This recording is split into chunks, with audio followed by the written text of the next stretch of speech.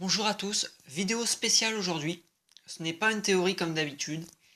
J'ai longtemps hésité à prendre la parole, sachant que mon propos risquait d'être mal compris.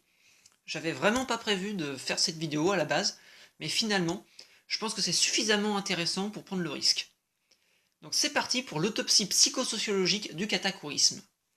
L'analyse que je vais faire est en réaction aux nombreux débats qui agitent ces derniers temps la sphère one-piecienne, mais elle a pour but d'expliquer pourquoi ces polémiques sont apparues et expliquer les réactions des deux camps, pro-Katakuri anti-Whole Cake Island, contre anti-Katakuri et pro-Whole Cake Island. Mon but, malgré mon titre provocateur, c'est de calmer le jeu. Je reconnais, c'est un vaste programme. J'avais quelque peu anticipé la situation actuelle avec un certain amusement, car le katakourisme du Mont Corvo m'avait énormément fait penser aux travaux de Léon Festinger. Donc Léon Festinger, c'est un psychosociologue américain du siècle dernier, il est né en 1919 et il est mort en 1989, donc il est assez récent. Son champ de recherche est ce qu'il appelle la dissonance cognitive, c'est pour ça qu'il est le plus connu.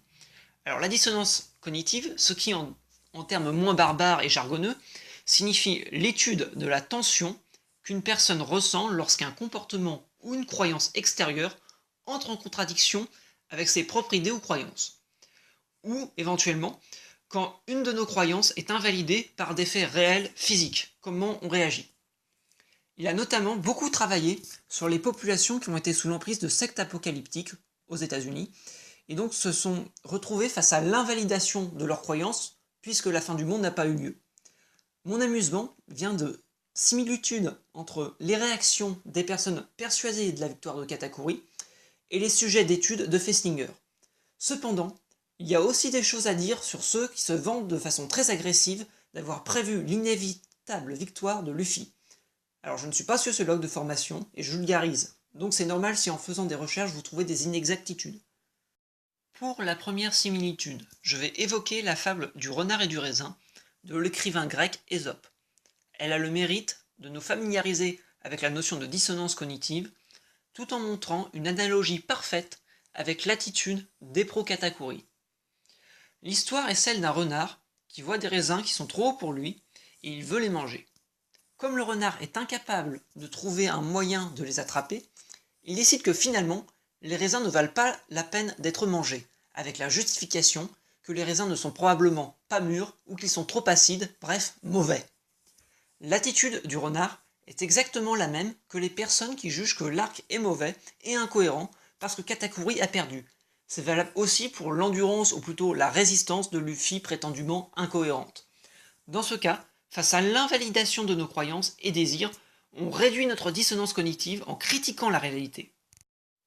Passons aux ressemblances avec les gens victimes de sectes étudiées par Festinger. Il y a plusieurs attitudes pour réduire sa dissonance cognitive, et je tiens à préciser que ces différentes stratégies sont complètement inconscientes. Certains vont rationaliser cognitivement, c'est-à-dire qu'ils prétendront et se persuaderont inconsciemment qu'ils n'ont jamais cru à la croyance. Ils adoptent des propos très divers, prétendent qu'ils étaient partis dans un délire dont ils avaient parfaitement conscience de l'affectivité, ils se moqueront plus ou moins agressivement, voire même très agressivement, de ceux qui croient toujours en la croyance. On est dans le cas bien connu durant l'Antiquité, où le maître maltraite son esclave pour faire oublier que lui aussi autrefois il était esclave. Pour moi, c'est l'une des explications les plus importantes qui fait que le Mont Corvo a reçu des messages d'une agressivité complètement disproportionnée. Il y a aussi une forme de sadisme inconscient à montrer que c'est notre croyance qui s'est avérée juste.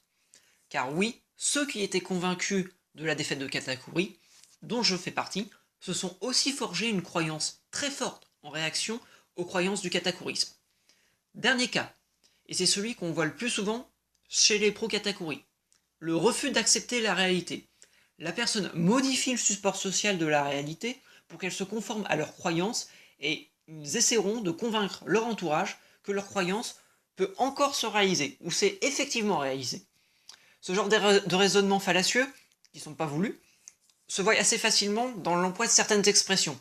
Si Katakuri, on voit bien que Katakuri aurait pu par exemple achever Luffy, avec du conditionnel et des interprétations, on pourrait vraiment changer la face du monde.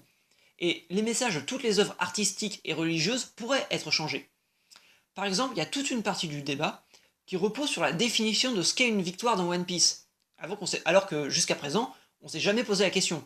Dos au sol, combat de volonté, mauvaise interprétation, traduction d'une phrase en anglais, ou on se focalise sur un petit détail qui pourrait aller dans notre sens, tout en omettant ou minimisant tous les autres détails ou tous les autres faits qui sont importants qu'il y a autour dans un chapitre ou dans tout l'arc. Là, on est dans une modification du support social. On minimise, on maximise les éléments et on les interprète. Ça n'a aucun sens argumentatif. Pour moi, Oda a cherché à brouiller les pistes de A à Z dans toutes les intrigues de l'arc.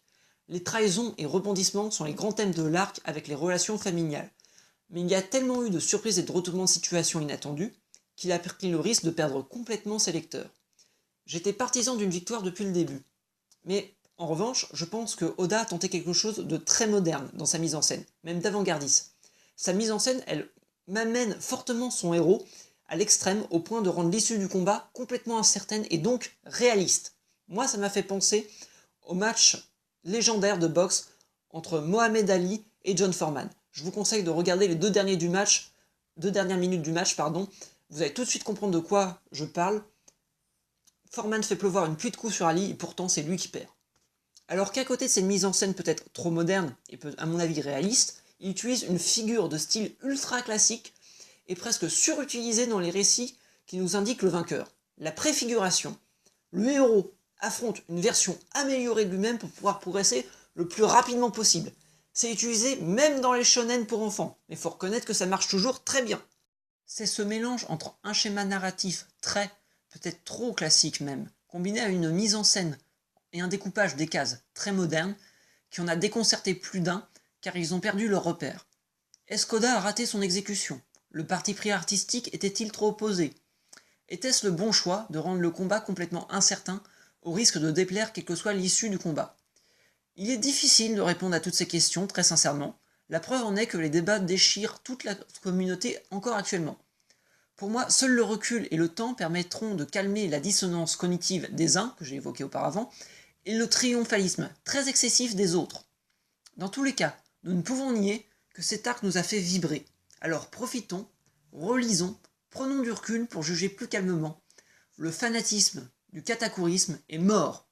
C'était un moment de la vie de la communauté. Ce moment est fini. Ce sera amusant de le faire revivre de temps en temps. Mais n'oublions pas que ce n'est pas un seul très bon personnage qui nous fait rêver chaque semaine, mais tout un univers, une œuvre dans son intégralité. One Piece c'est la vie. Tchuss!